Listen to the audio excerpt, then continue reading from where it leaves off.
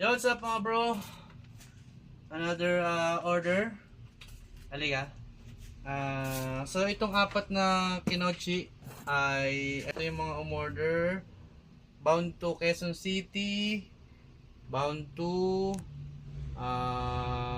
Bugal, Pangasinan, and then isang Calapan City, and then Ilocos Sur. Okay mga bro, pasuyo. Babalutin po namin na ito ng maganda, makapal with box. Ibabox pa ulit tapos ibabubble wrap. Pasuyo po sa mga umorder, paki-receive.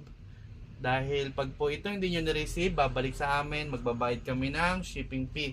Okay po? So be prepared po, 2 to 3 days or 1 week darating na yung mga parcel nyo.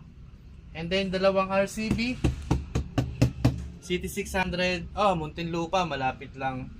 Siguro pay later yung ginamit ni Bossing. Tapos isang Pangasinan, City 600 for Aerox B3. Okay? So, pakihintay po yung mga parcel nyo. Thank you mga Bossing. Ride safe.